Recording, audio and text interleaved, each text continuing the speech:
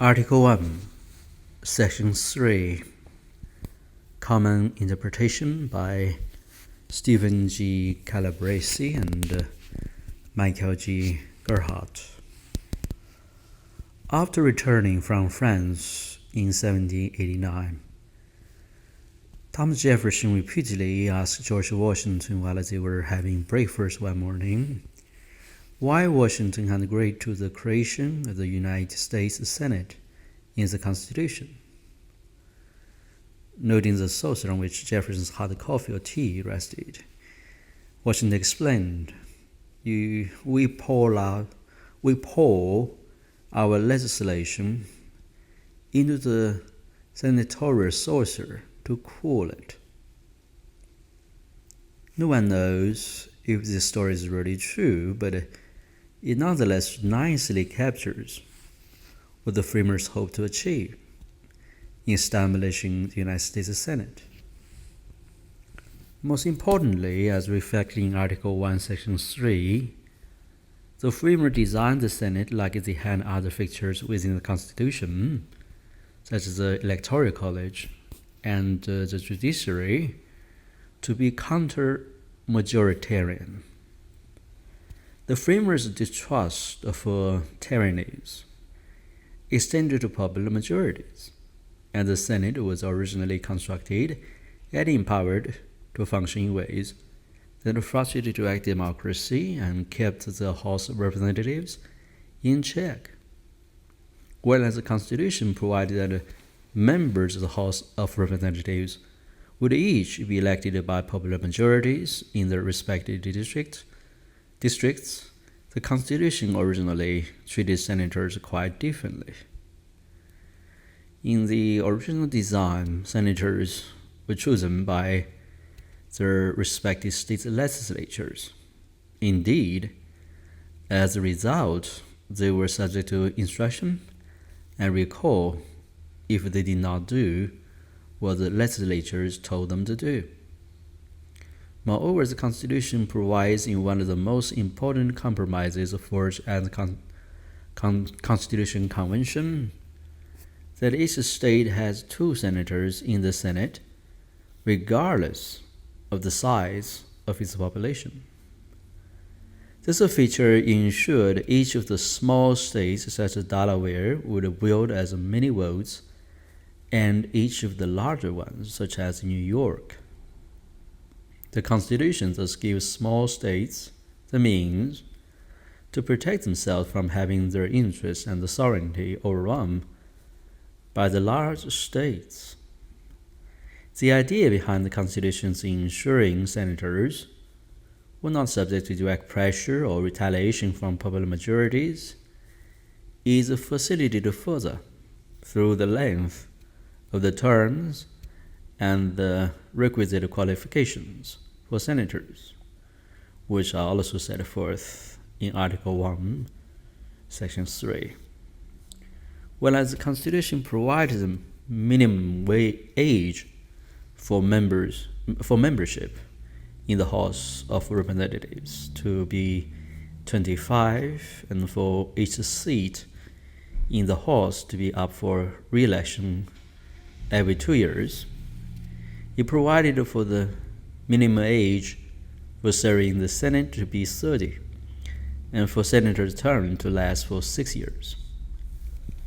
The relatively higher minimum age requirements for senators and longer lengths of Senate terms were designed to increase the likelihood that a senator would be better educated and more disposed than their House counterparts to take the long view on important issues.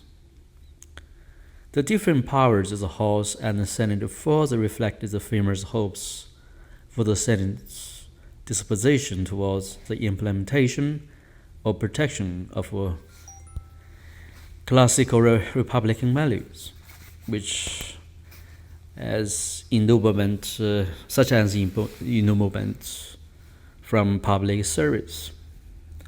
So the Constitution did not vest the House of Representatives with the power to complete any legislative action apart from its powers provided elsewhere within Article 1, to issue rules for its internal governance, to judge its members' elections and returns and qualifications, and expel members for disorderly conduct, as provided elsewhere. Even with its sole power to impeach, the House may only initiate the legislative action, but it must depend on the Senate to complete the job. Whether it entails enacting a law or convicting and removing a high-ranking official, such as the President, for serious misconduct in office. In Article 1, Section 3, the Constitution quite deliberately vests the Senate with the authority to undertake 4 special actions, none with the formal input or approval of the House, including providing advice and consent to presidential nominations, ratifying treaties, conviction and removal of high-ranking officials for misconduct, and approving constitutional amendments. The requirements that the 3 of these may be done only pursuant to supermajority votes, ratifying treaties, amending the Constitution, and convicting and removing high-ranking officials for misconduct, are designed, as James Madison explained in The Federalist No. 58, as a shield to some particular interests, and another obstacle, generally, to hasty and partial measures. The ratification of the 17th Amendment in 1913, however, transformed the Senate by making senators subject to popular election in their respective states. It effectively democratized the Senate, and in doing so, abandoned one of the critical differences between the House and the Senate, namely, senator dependence on and allegiance directly to their states. This transformation weakened one of the strongest connections between senators and the states and the sovereign entities. It made it easier for senators to pay less attention to local or state leaders' concerns about federalism, and are more prone to follow the popular will, even if it meant sacrificing state sovereignty. It is no coincidence, many scholars believe, that it was after the ratification of this transformative amendment the Senate joined the House in expanding to unprecedented degrees the size and the scope of the federal government, all at the expense of state sovereignty. With this amendment firmly in place, the scholars argue further that there is no turning back of the transformation it wrought. Matters debate. The first perspective is the Senate by Stephen G. Calabresi. The United States Senate is the linchpin of the American constitutional system. It is the most powerful upper chamber for any bicameral legislature in any country in the world. The Constitution confers on the U.S. Senate legislative, executive, and judicial powers. Article 1, Section 7 make the Senate fully co-equal to the House of Representatives when it comes to making laws, which is the essence of the legislative power. No bill can become a law without the Senate's consent, and the presidential vetoes of laws can be overridden only with the consent of 2/3 of the Senate. Article 2, Section 2, however, also confers on the Senate a share in the executive powers of appointment and treaty making. The Senate must consent before any high executive or judicial branch officer can be appointed to office. Similarly, no treaty can be made by the President without the approval of 2/3 of the Senate. Finally, Article 1, Section 3 also gives the Senate the exclusive judicial power to try all cases for impeachment of the President, the Vice President, or any other civil officer of the United States. By a 2/3 vote, the Senate can remove any of these officers after conducting a trial. The Senate combines in itself the legislative, the executive, and the judicial powers, as it draws the censure for those anti-federalists who agreed with Montesquieu that any such combination of powers constitutes the word definition of a tyranny. James Madison devoted 4 Federalist papers, the Federalist numbers 47 through 51, to refuting the anti-Federalist argument that the Senate was a dangerous institution.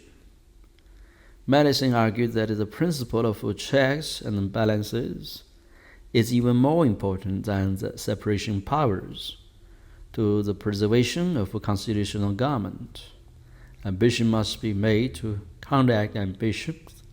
The interests of the man must be connected with the constitutional rights of the place.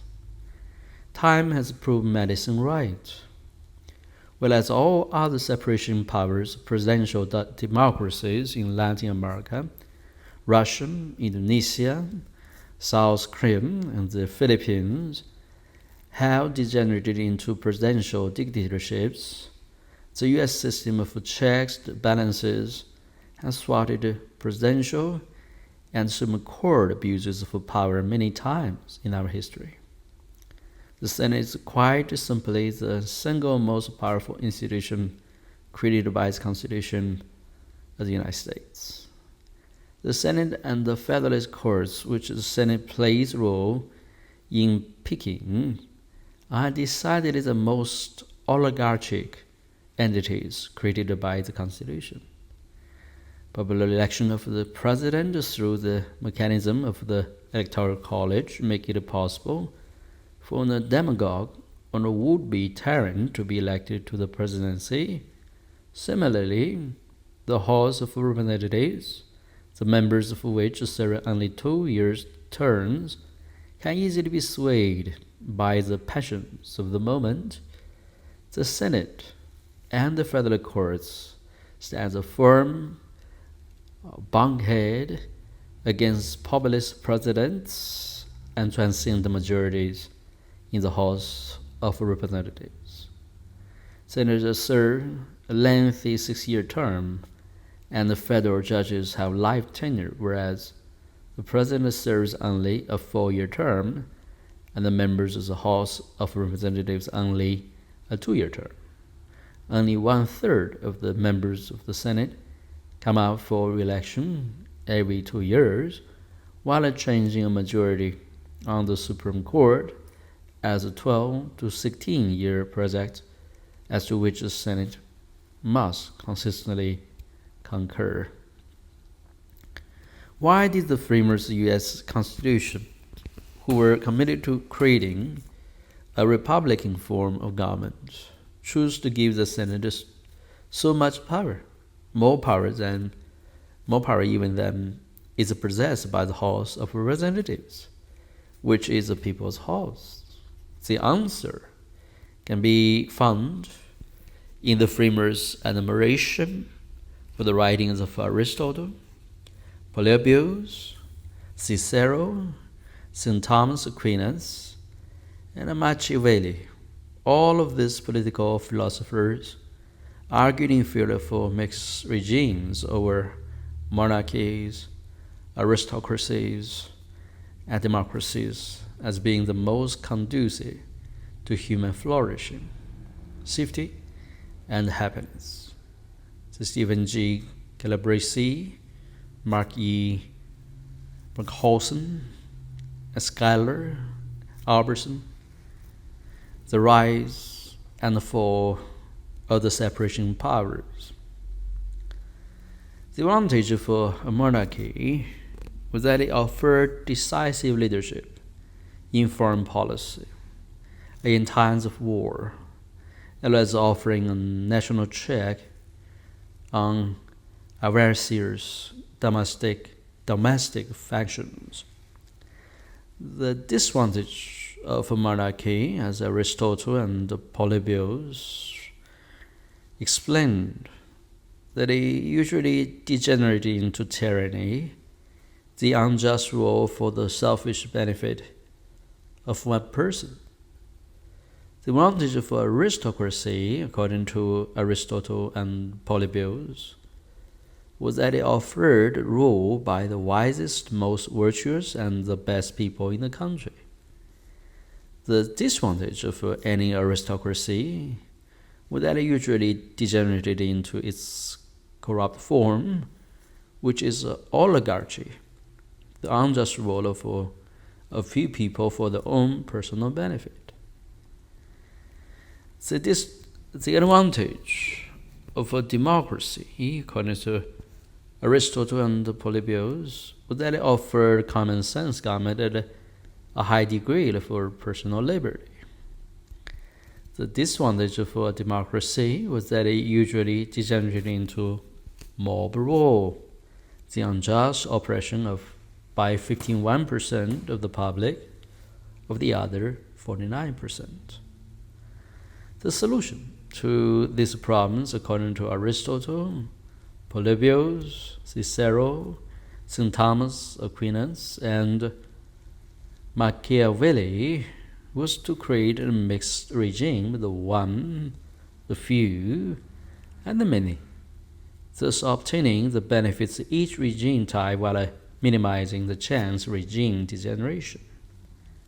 The framers' constitution thus created a mixed regime of the one president, the few in the Senate and on the Supreme Court, and the many in the House of Representatives, which is as powerful as a monarchy in foreign affairs, as wise as aristocracy in preserving fundamental rights, and as free and as full of common sense as democracy in exercising the powers.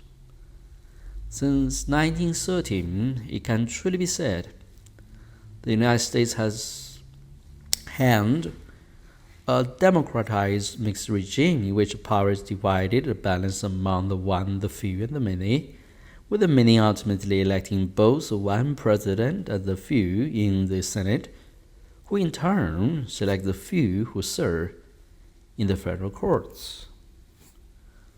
What then is left of the separation powers into legislative, executive, and judicial powers? The answer is that the few and the many in the Senate and in the House of Representatives can exercise only legislative power except where the Constitution specifically provides otherwise, and it does in giving the President a qualified veto power. The separation powers, the Mediterranean system of checks and balances, the division of our republic into a popularly selected mixed regime, the one, the many, and the few, the many, are all reflections of the American dedication to Lord Acton's dictum that power tends to corrupt and absolute power corrupts absolutely.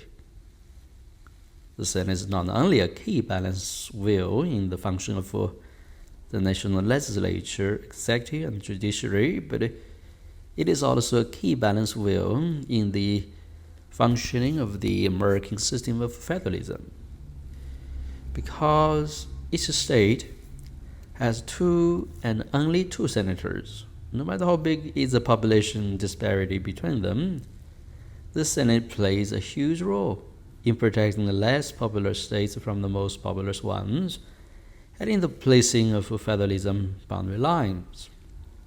This is even more true When one factors in as one must the Senator's essential role in confirming Supreme Court justices and other federal judges.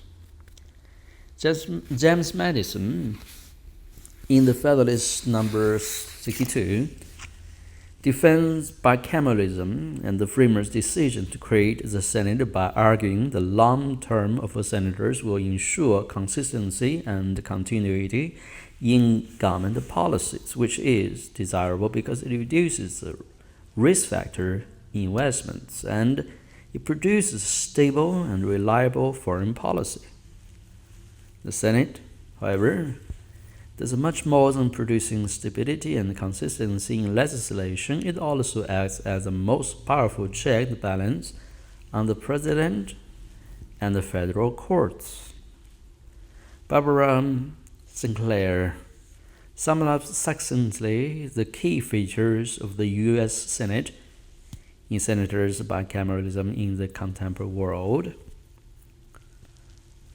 Sinclair says that the three characteristics make the U.S. Senate unusual among upper chambers. It shares legislative power equally with the House of Representatives. It operates under set rules. It vests enormous power in each senator. And when majority's role in the Senate is only by leave of minorities. The operating rule of the Senate is that the debate on legislation can continue indefinitely unless the senators vote to end by voting for cloture. The Senate is thus the only legislative body in the world that we are aware of that does not operate by majority rule. These features of the Senate make it even more deliberative, aristocratic, and oligarchic than one would expect merely from reading the text of the U.S. Constitution. It is all of these features of the Senate taken together that render it the linchpin of the American constitutional system. The next perspective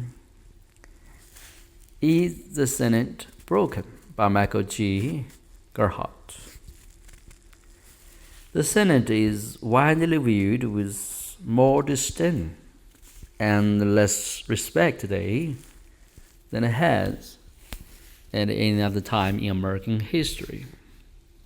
It is common to look back upon the 19th century as a golden era in which the Senate was widely viewed as the home of great orators and great statesmen, such as Henry Clay of Kentucky, and monumental debates such as the great debates over protectionist tariffs in 1830 and the Compromise of 1850, which features memorable speeches by Clay, Senator Daniel Webster of New Hampshire, and Senator John Cornyn of South Carolina.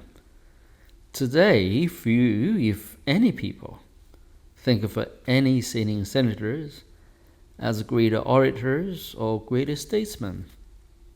Today, almost no one expects more from the Senate than the House, which even the framers has viewed with disdain. The senator's demise in stature is likely attributable to many factors, but the one that is cited the most is the 17th Amendment. Ratified in 1913, the 17th Amendment replaced Constitution's original scheme of having state legislature choose senators with the establishment of popular election of senators. Many scholars have argued that this amendment effectively broke the Senate's connection to the state's interest, and that senators have ever since increasing takes state sovereignty of federal overreaching less seriously than they presumably did before the amendment's ratification. The Supreme Court has now embraced that view, at least fully. It decided more than once that the changes wrought by the 17th Amendment, along with other developments such as the increase in the size and authority of congressional staffs, the growing influence of lobbyists and special interests, and the need to be perpetually raising money to stay in office, as necessitating judicial review in order to protect against flaws within the federal legislative process that could lead to congressional overreaching and expense of state sovereignty. In other line of cases arising under the 11th Amendment, the Court has consistently struck down federal laws, forcing states to relinquish their immunity from paying damages in federal court.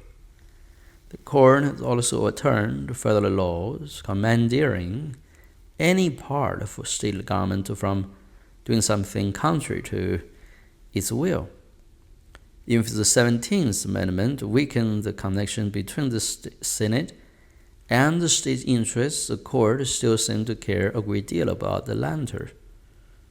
Moreover, there have been great debates since the 17th Amendment's ratification and great moments such as the enactment of the landmark 1964 Civil Rights Act, 1965 Voting Rights Act, and the Clean Air and Water Acts, albeit all at the expense of state sovereignty.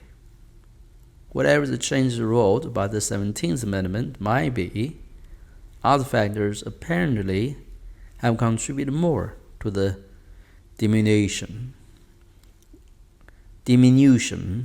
of the Senate's stature. One theory is the rise of corruption. As David Brooks, the New York Times columnist, explained, there's so much money flowing through Washington that the special interests get what they want, and everyone else gets the shaft. Another theory has to do with insularity. The elites spend so much time within the Anklang corridor that they don't have a clue about what's going on. Brooks might be right, but these explanations, too, are much in common with our past, as there are many senators in the 19th century who were corrupt and who live as elites.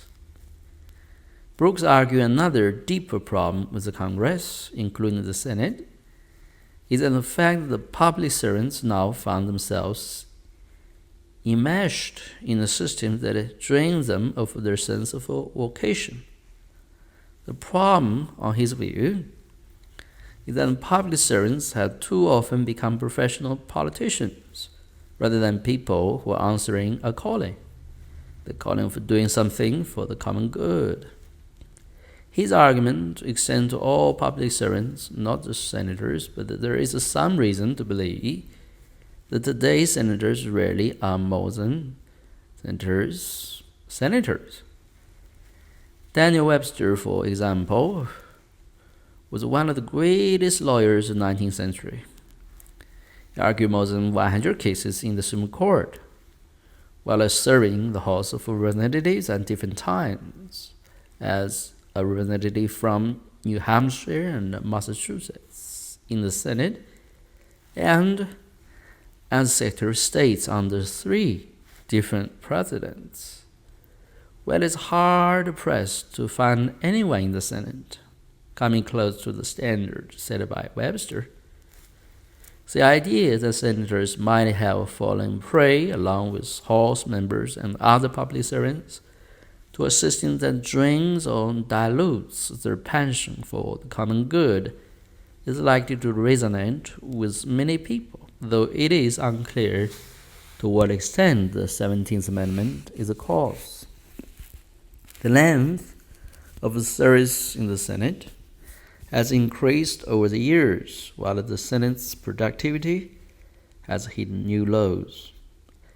This decline has coincided with increase in voting along party lines and members as a result of all these factors.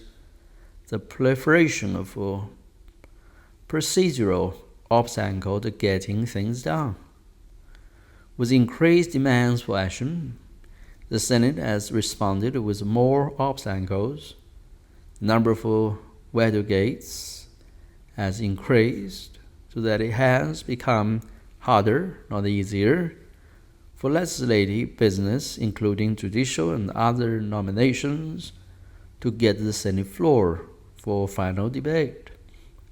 For example, the filibuster grew increasingly effective over the 20th century as a way for substantial minorities within the Senate to block floor votes on a wide variety of matters, including civil rights legislation. To be sure, the filibuster was a potent weapon throughout Senate history, famously blocking final Senate votes on major civil rights legislation for more than a century.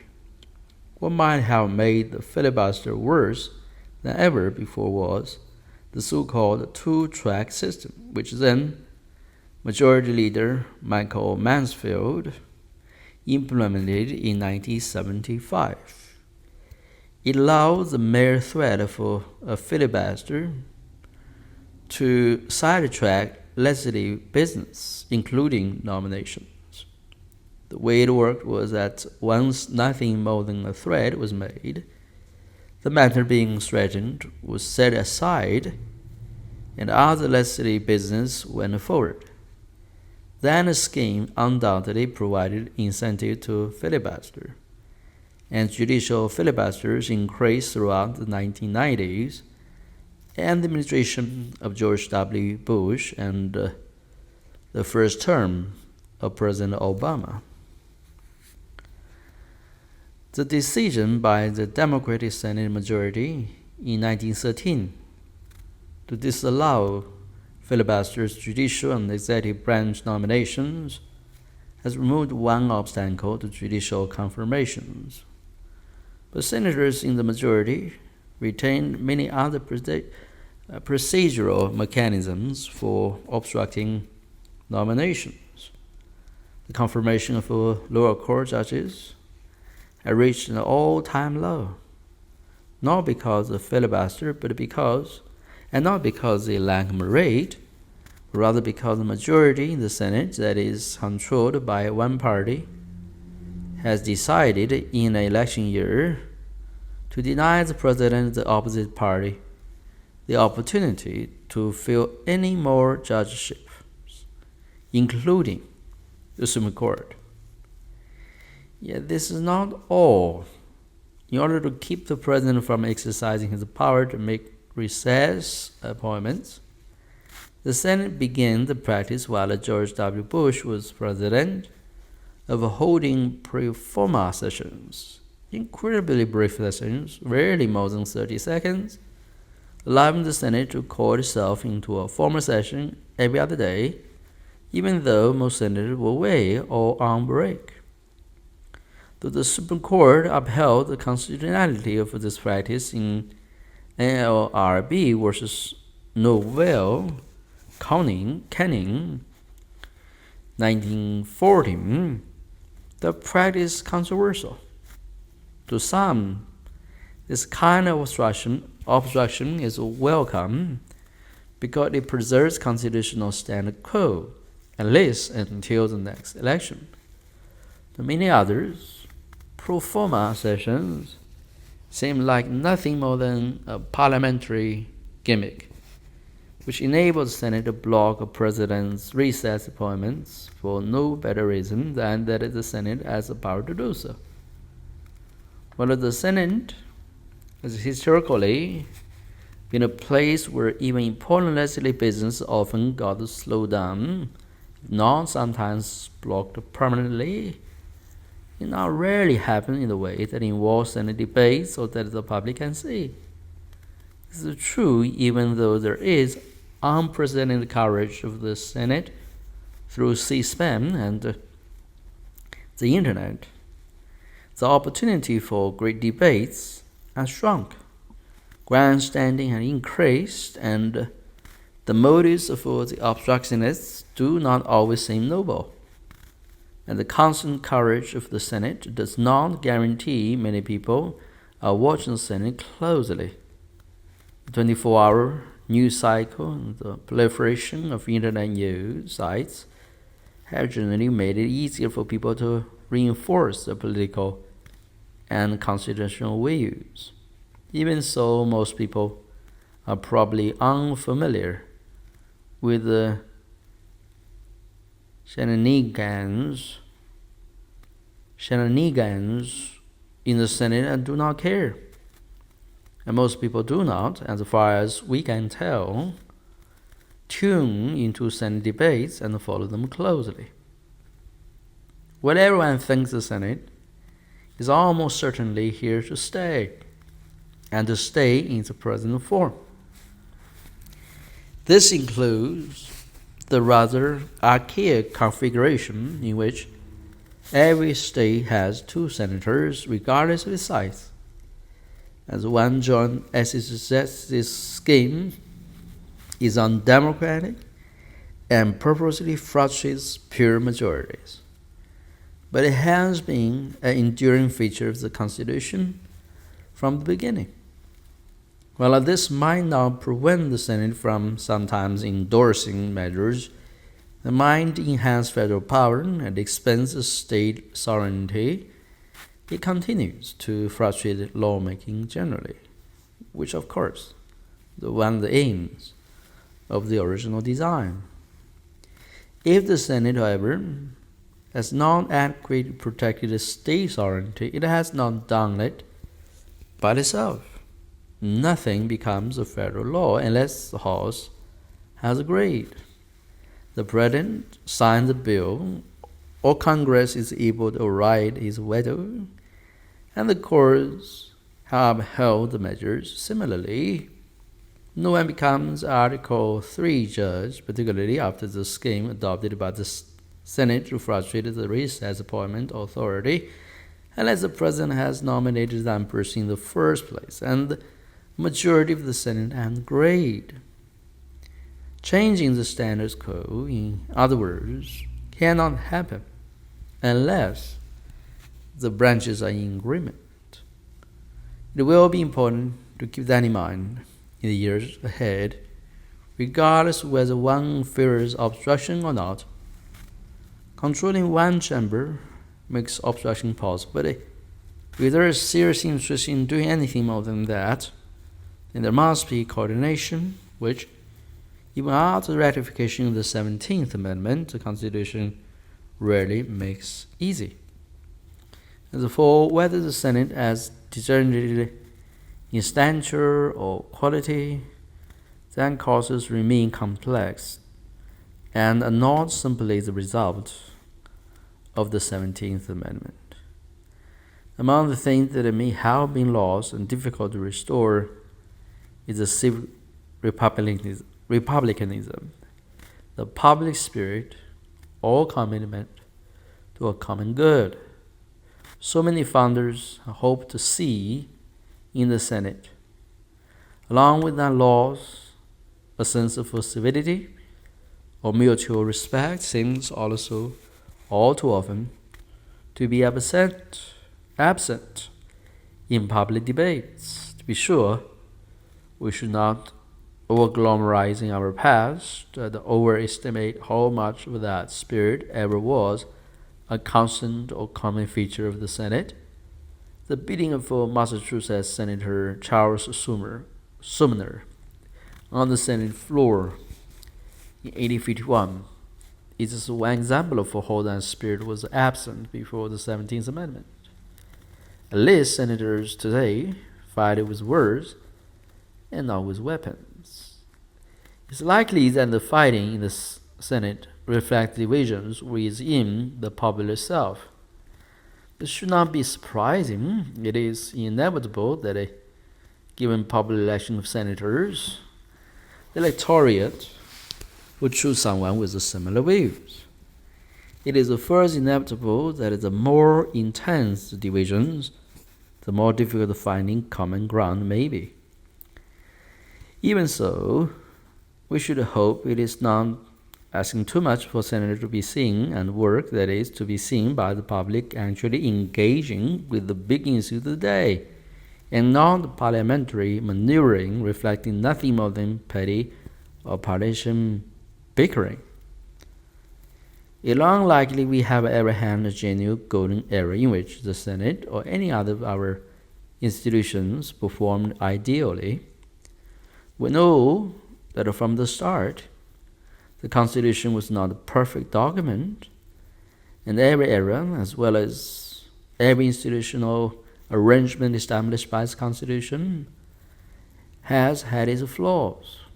The least we can do is to understand them and to see what can be done to solve them. Put differently, the Senate has never been able to take its stature in the upper chamber for granted. Like every other institution established by its Constitution, the Senate has had to earn its respect each and every day. And that remains true regardless of the era, the composition of the Senate, and the issue dividing the American people.